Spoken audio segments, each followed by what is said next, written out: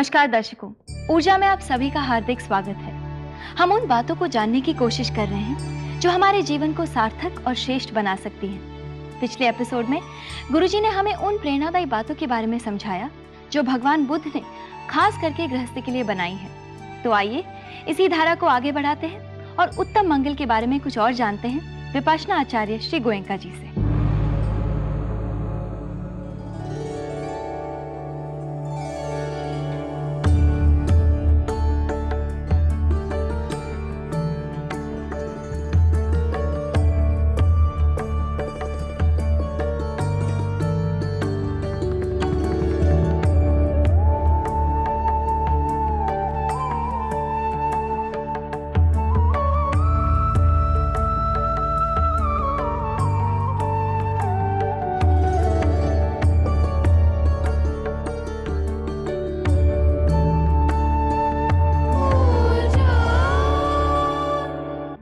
प्रणाम गुरुजी। सुखी हो बेटी। प्रणाम माता जी। गुरुजी, अब तक आपने हमें मंगल पथ के 3 प्रारंभिक कदम बताए। ठीक। इस पथ का अगला चरण कौन सा है? अब इसके बाद गृहस्थ को ये देखना होता है कि मैं कहाँ रहूं। तो अगला कदम है पति रूप देश वासो जय। अनुकूल देश में रहना चाहिए, प्रतिकूल देश में नहीं। ये मंगल है, गृहस्थ के लिए आवश्यक मंगल है। गुरुजी, ये प्रदेश अनुकूल है या नहीं, ये हम कैसे जाने, और इसमें रहने के क्या लाभ हैं? बेटी, सरल बात है। हम किसी ऐसे देश में जाके रहें जहां का वातावरण अनुकूल ना हो। कैसे अनुकूल ना हो? कि स्वास्थ्य के लिए अनुकूल ना हो। सरकार का प्रबंध ऐसा नहीं है कि वहां के वातावरण को स्वास्थ्य के अनुकूल बना के रखे। ऐसी जगह जाके रहें जहां हमारी कोई सुरक्षा नहीं है। शासन ने सुरक्षा के कोई उचित प्रबंध नहीं कर रखे। कोई आए लूट के ले जाए, कोई आए मार के चला जाए, तो कैसे हमारे अनुकूल होगा? इसके अतिरिक्त उस देश के लोग कैसे हैं? अगर उस देश के लोग झगड़ालू हैं, दंगे फसाद करने वाले हैं, गाली गलौज करने वाले हैं, मारपीट करने वाले हैं, हत्या करने वाले हैं, कैसे हमारे अनुकूल होगा?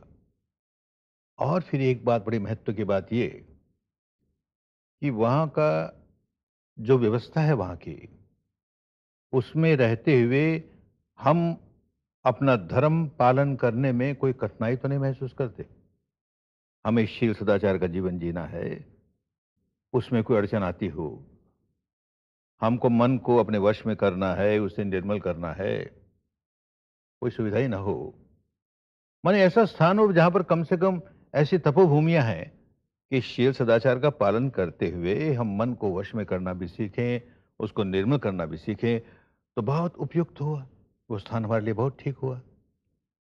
लाभ सबसे बड़ा यही है बेटी कि जिस तरह से किसी दुर्जन व्यक्ति के साथ रहने से हमारी हानि होती है, कभी लाभ नहीं होता, सज्जन के साथ रहने से हमें लाभ होता है, वैसे ही प्रतिकूल जगह में रहने से हानि होगी, क्योंकि हमें सुख शांति नहीं मिलेगी। हम धर्म के रास्ते ठीक से चल नहीं सकेंगे, हमारी सुरक्षा का प्रबंध नहीं, हमारे स्वास्थ्य का प्रबंध नहीं, बच्चों की पढ़ाई लिखाई का ठीक प्रबंध नहीं, तो वहां रहकर कैसे हम सुखी होंगे? और अगर ये सारे प्रबंध हैं तो ऐसे स्थान पर जरूर रहना चाहिए। तो ऐसे ही जैसे कि सज्जन के साथ रहने में हमको लाभ होता है, दुर्जन के साथ रहने में हानि होती है, वैसे अच्छे स्थान पर, अनुकूल स्थान पर रहने में लाभ ही लाभ है और प्रतिकूल स्थान पर रहने में दोष ही दोष है। जी गुरुजी। गुरुजी, हमारे आसपास के इलाके में अगर ऐसी कोई नई प्रवृत्ति शुरू हो रही हो जो वातावरण को दूषित कर रही हो, तो क्या हमें उसका विरोध करना चाहिए? बहुत कड़ाई से विरोध करना चाहिए बेटी। कहीं भी वातावरण में प्रदूषण न होने दें। हमारे स्वास्थ्य का सवाल है, कड़ा विरोध होना चाहिए। गुरुजी, क्या यही बात हमारे वर्क प्लेस पे भी लागू होती है? बिल्कुल लागू होती है बेटी। वर्क प्लेस में अगर वातावरण सारा दूषित है, इस तरह का वहां पर प्रदूषण फैला हुआ है, और उस पर कोई काम करता है, मजदूरी करता है, या कोई क्लर्क का काम करता है, या कोई ऑफिस में काम करता है, तो उसका स्वास्थ्य कैसे ठीक रहेगा?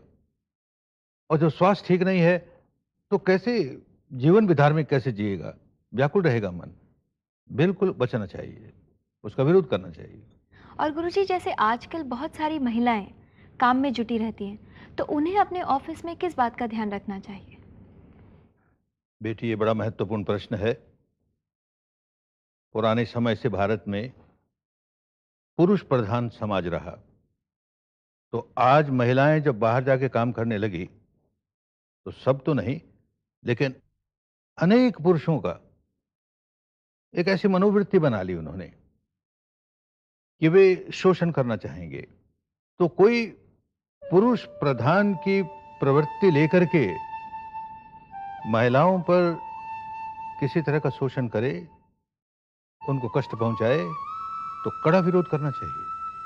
धर्म के मामले में कायरता नहीं आए कि हम कैसे सकेंगे इनसे, ये तो पुरुष है। धर्म में बलवान बनाता है, कमजोर नहीं बनाता। डट कर सामना करना चाहिए। जी गुरुजी, जैसा कि आपने अभी कहा कि धर्म का सही पालन ही हमारी स्ट्रेंथ है, बिल्कुल अन्याय से लड़ने की हमारी ताकत है। बिल्कुल। गुरुजी, आपसे बातचीत जारी रहेगी, लेकिन इस वक्त हमें लेना होगा एक छोटा सा ब्रेक। एक बार फिर आप सभी दर्शकों का ऊर्जा में स्वागत है। गुरुजी, हमारे दर्शकों के मन में कभी कभी ऐसी दुविधा भी होती है कि वो परदेश में जाकर धन कमाएं या अपने ही देश में रहें। परदेश में जाकर धन कमाना कोई बुरी बात नहीं है। गृहस्थ हैं, ईमानदारी के साथ, परिश्रम के साथ धन कमाना चाहिए। यहाँ कमाएं, बाहर कमाएं, लेकिन एक बात के लिए सजग रहना चाहिए कि हम परदेश में जाकर के धन तो कमा रहे हैं, लेकिन वहाँ का वातावरण ऐसा है कि हमारा चरित्र बिगड़ जाए, हमारे बच्चे जो वहाँ रहेंगे उनका चरित्र बिगड़ जाए, तो वो बचाना चाहिए। और कहीं कहीं तो दुर्भाग्य से ये भी होता है कि बड़ा भेदभाव होता है। ये किस रंग का आदमी है, ये हमारे रंग का नहीं है, इस रंग का है, तो उससे घृणा करें। ये जहां भेदभाव होता है और हमारा आदर नहीं होता, अनादर होता है, मान नहीं होता, अपमान होता है, तो केवल धन के लिए हम कॉम्प्रोमाइज नहीं करेंगे। एक बात ख्याल रखनी चाहिए, जैसे संतों ने कहा, जहां जाय आदर नहीं और नयनन नहीं स्नेह, तुलसी तहां न जाइए चाहे कंचन बरसे मेघ। कितना भी सोना मिलता हो, अरे जहां अपमान होता है, हमारा सम्मान नहीं होता, हमारी इज्जत नहीं होती, तो वो धन किस काम का। तो ये ख्याल रखना चाहिए। और एक बड़ी बात, चरित्र, जहां जाने पर हम अपने शील सदाचार का पालन न कर सके, सारा वातावरण ऐसा है, वो वातावरण हमें खींचता है बुराई की ओर जाने के लिए, दुराचरण की ओर जाने के लिए। बिल्कुल छोड़ के चले आना चाहिए, हमारे काम की बात नहीं है। तभी कहा संत ने कि रहीमन रहीबो वा भलो, जो लो शील समूह। जहां पर शील कायम है वहां रहना तो ठीक है, लेकिन शील ढील जब देखिए तुरंत कीजिए कूच। छोड़ो उस जगह को, अपने काम की बात नहीं है। जी गुरुजी। गुरुजी, हम ये भी जानना चाहेंगे कि ये जो मंगल उपदेश की आपने बात की, वो स्टूडेंट्स पर कैसे लागू होती है? और ज्यादा लागू होती है बेटी। वो जीवन है उनका, उस जीवन में वो तैयार हो रहे हैं। तो एक और पढ़ाई है, लिखाई है, कोई शिल्प कला है, सबसे बड़ी बात चरित्र निर्माण होना है।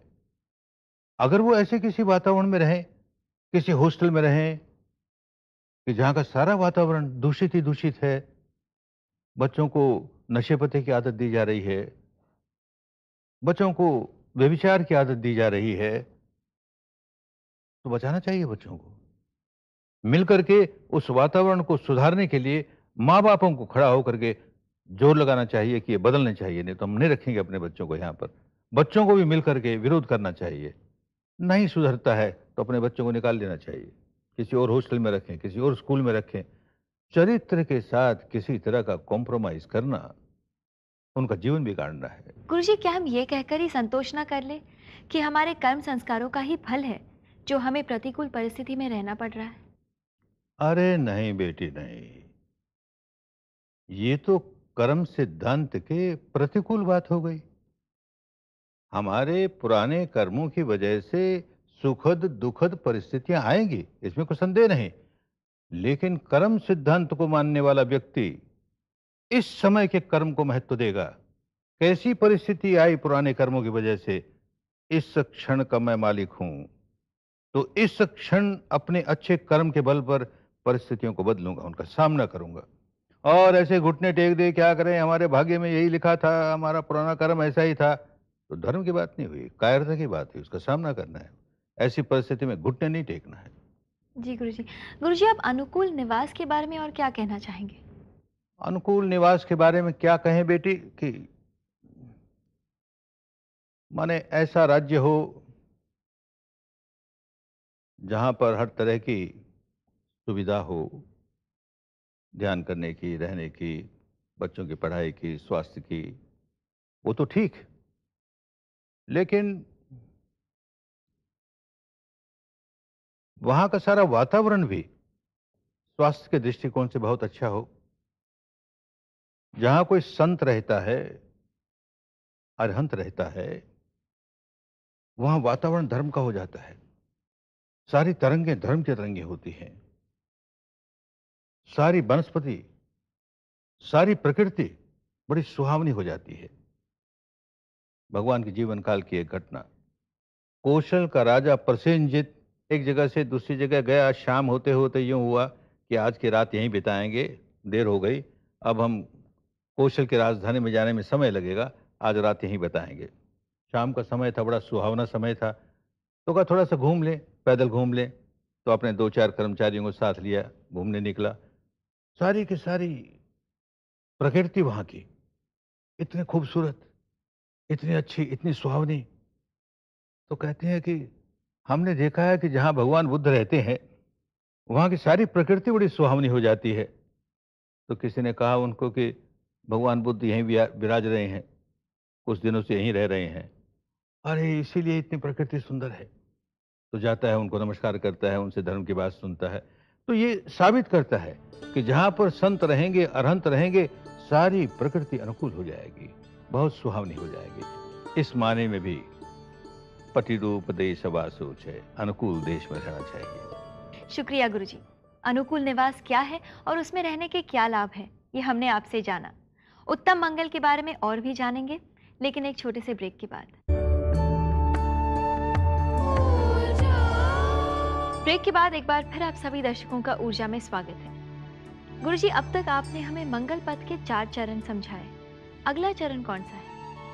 मंगल पथ का अगला चरण है कि हम अपने जो पुराने पुण्य के संस्कार इकट्ठे कर रखे हैं, उसका लाभ लें। वो लाभ देंगे ही। हमने क्या संग्रह किया पुराने, वो संग्रह हमको इस जीवन में काम देना शुरू कर देंगे। तो पुराने कर्म, अच्छे या बुरे जो भी हैं, वो हमारे साथ हैं।